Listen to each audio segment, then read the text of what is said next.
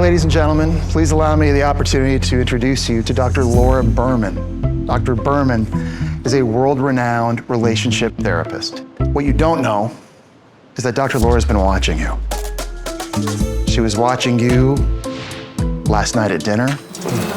Cat. No, this is scaring me. She was watching your interactions with your partner last night during the camping exercise as well. You keep pumping, I'm working hard over here. She was evaluating you all using a whole series of criteria, including communication, teamwork, respect and kindness, selflessness, body language, amongst a whole bunch of others. Wow.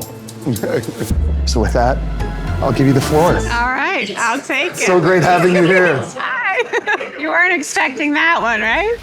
I think it's so crazy. We were being watched for so many hours and just literally had no clue. There was like some things when we found that out, I'm like, oh, I wonder if she heard that. So we'll start with Keith and Kathy. Oh boy. From the test standpoint, you did well. Tons of communication, cooperation, and you managed the challenges well. You kind of took it in stride. And you talk and share really deeply and authentically. I really love that moment, Keith, when you told Kathy that she was beautiful. Oh, Keith, dude. It's obvious that you have a really beautiful friendship, but this is a place to find love. There doesn't seem to be a romantic connection.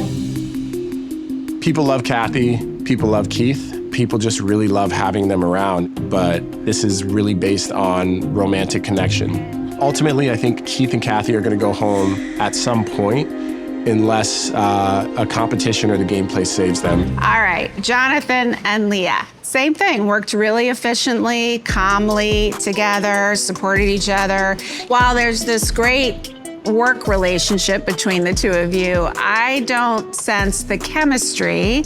I do think, Leah, that the chemistry would be there, at least on your side, if Jonathan were interested. Scoots away. But that's sort of like a work wife and a work husband, right? Yeah. I've always romanticized that I'd come to paradise and it'd be magical and I'd fall in love. And it's just sad to come to the final realization that I haven't found a love match here. Have Alex and Andrew next. Okay. With you guys, tons of laughter. And it seems like you're really, really aligned. But there was a moment where you shared a kiss.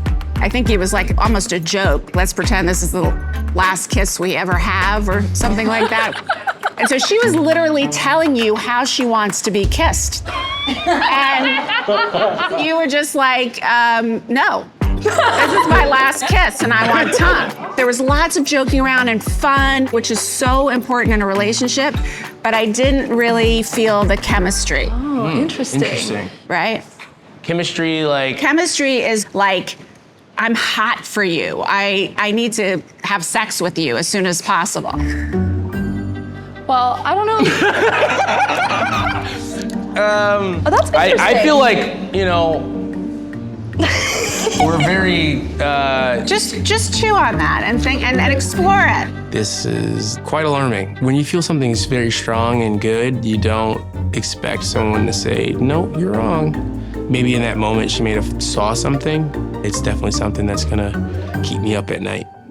Jeremy and Bailey, you guys clearly have tons of chemistry, but I question the other stuff.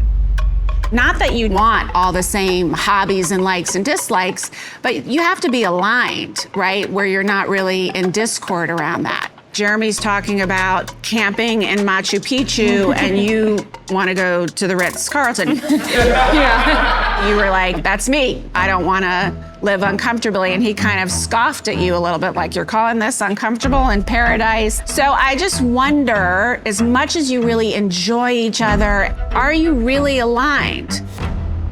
I don't think you need to have like the same interests. We're not gonna have the same exact interests. We also do have a lot of shared interests, so. I'm not camping. Yeah, I know she's not gonna go camping. No. Me and Bailey are definitely similar and we vibe. So that is not true, and I couldn't disagree with her more. But thanks, doctor. Kat and Dale. Hi. Well, obviously, Kat was losing her poop over the bugs, right? Full breakdown. What I thought was great, Dale, is that as she was escalating, you were doing everything within your power to help her. Now, you did start to get frustrated yourself.